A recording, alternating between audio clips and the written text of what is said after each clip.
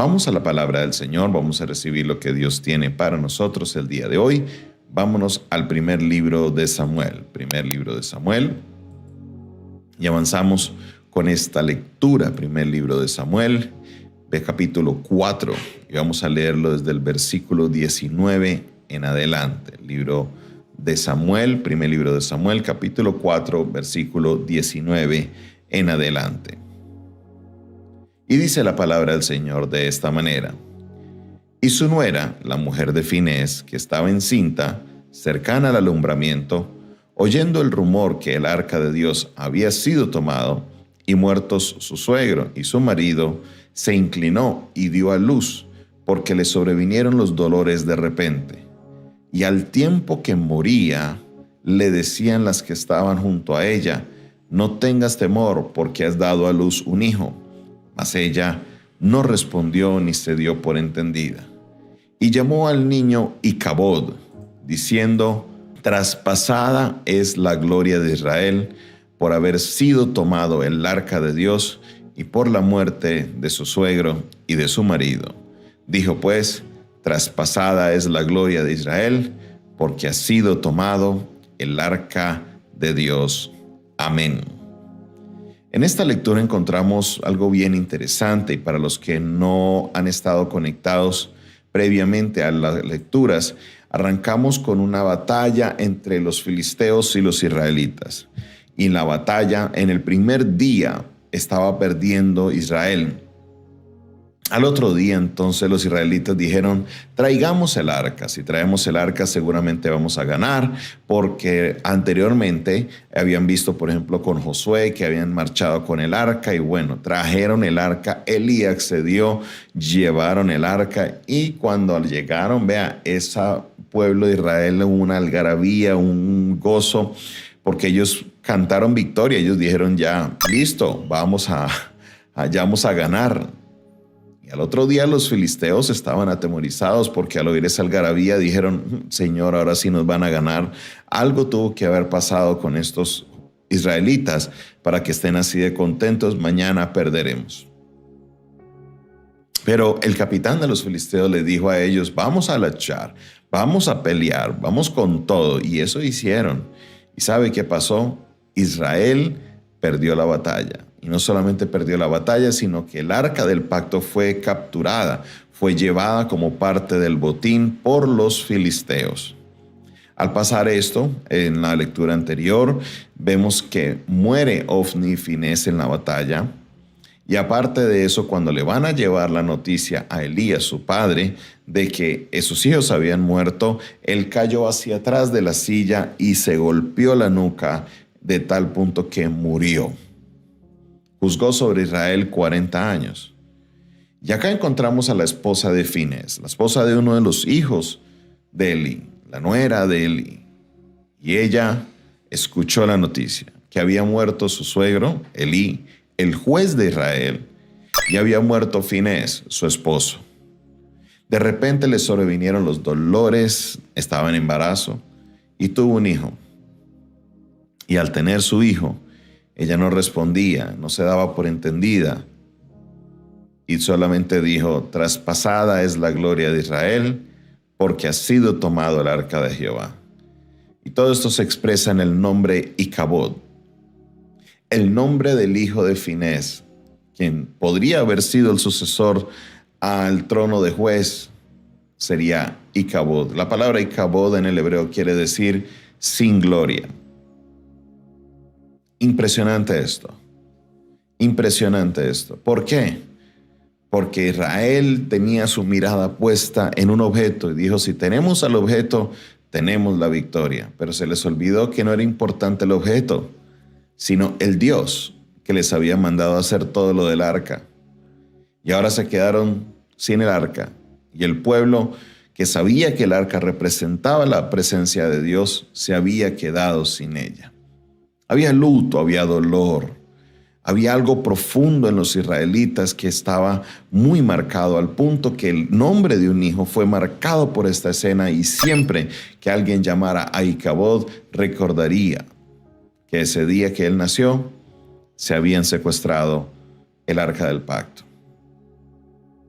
Esto es muy fuerte y creo que de aquí podemos nosotros observar las consecuencias de cuando nosotros ponemos nuestra mirada en objetos, en personas, en cosas que pensamos que si tenemos X vamos a lograr Y, pero no es así. El ser humano pasa tras esto toda la vida y piensan, somos muy agoreros, muy amuletos, muy de guardarnos cosas. No es que yo tengo esta medallita, no es que yo tengo esta estampita, es que yo tengo esto, es que yo tengo lo otro. Yo sé que si tengo eso, yo sé que me va a ir bien. No, te va a ir bien si tienes a Dios en tu vida. Te va a ir bien si Dios está presente en ti. Es la única manera que te va a ir bien. Es que yo sé que cuando consiga dinero voy a ser feliz. No. Vas a ser feliz cuando tengas a Dios en tu vida, cuando te entregues por completo a Él. Es que yo sé que si me voy de viaje voy a tener paz. No, la paz la tenemos cuando Dios está presente en nuestra vida. Nos apegamos a las cosas que Él crea, nos apegamos a las cosas que Él nos da, pero nos olvidamos del Dios de todas las cosas. Y eso le pasó a Israel. Ellos se olvidaron que el arca no era Dios. Pensaron que el arca era Dios y por eso si el arca estaba, Dios iba a estar. Pero ¿sabe qué pasó? Estuvo el arca y Dios no estuvo. Estuvo el arca y Dios no estuvo. Y eso les causó la derrota y ahora se quedaron también sin el arca. Aprendamos de esto, iglesia. Aprendamos de esto que no podemos poner nuestra fijación en cosas o en personas. Es que cuando este hermano está, sí, Dios sí trae la presencia de Dios. No. Una persona no puede representar la presencia de Dios. Nosotros somos ministros. Somos ministros. Pero muchas veces endiosamos a esta clase de personas. Los colocamos en un pedestal. Justo ahorita estaba leyendo un artículo que publicó el pastor Benny Hinn y él mismo le preguntaba esto a Dios. Para los que no saben la historia, dentro del año 2010 y 2013 el pastor Benny Hinn se separó de su esposa y se divorció de ella. Y él le preguntaba a Dios, ¿por qué me sigues usando si mi matrimonio está destruido, si mi vida personal está acabada? O sea, no podemos decir solo porque Dios usa a una persona, ya todo está, esa persona es casi Dios. No, le estoy hablando de uno de los evangelistas y una de las personas que Dios ha utilizado mucho en este tiempo.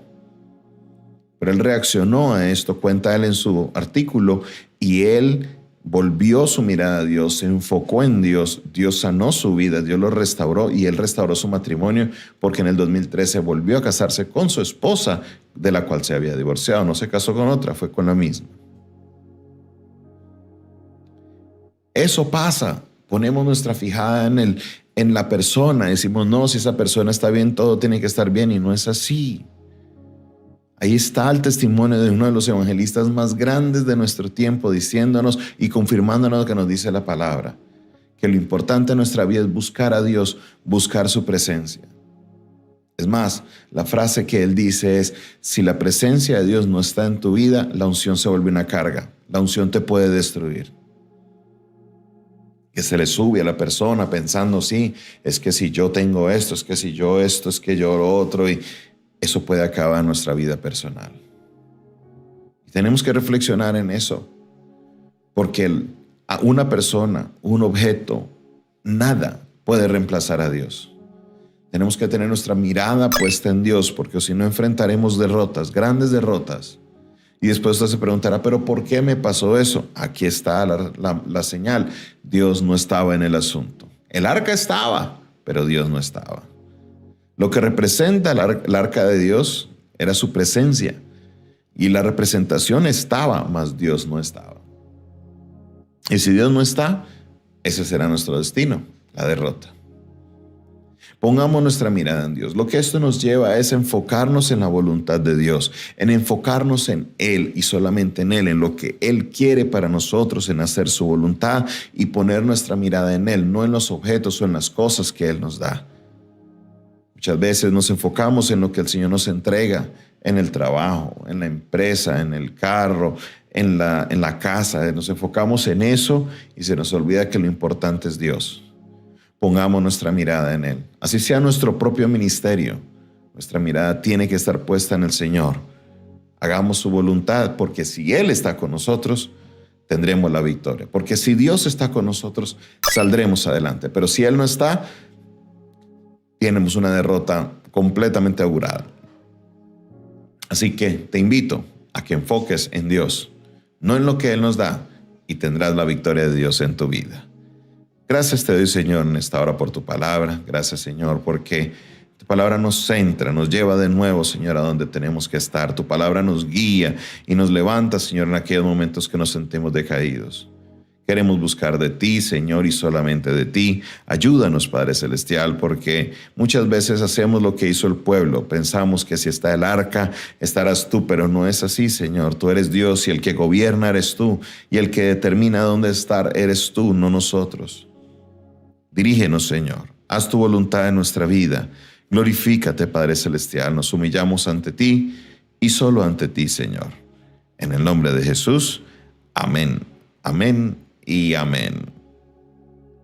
Esta fue una producción del Departamento de Comunicaciones del Centro de Fe y Esperanza, la Iglesia de los Altares, un consejo oportuno en un momento de crisis. Se despide de ustedes su pastor y amigo Jonathan Castañeda, quien les invita a que usted se suscriba a nuestro canal, hágale clic ahí a suscribirse, hágale clic también a la campanita, así recibirás todas las notificaciones de nuestras transmisiones, nuestros videos y de nuestro contenido. También te invito a que me sigas en las redes sociales como @pastorjonathanoficial, @pastorjonathanoficial, y ahí encontrarás mucho más contenido y también podremos estar en contacto directo. Si quieres contactarnos por vía WhatsApp, tenemos un número que es el 316-617-7888, 316-617-7888. Si me escribes fuera de Colombia, solo coloca el indicativo más 57 316-617-7888 y así estaremos en contacto. Si el Señor coloca en tu corazón sembrar una semilla, sembrar una ofrenda, lo puedes hacer por vía Zelle en Estados Unidos, por PayPal alrededor del mundo. Solo escríbenos a WhatsApp y te enviamos la información, o por Nequi o DaviPlata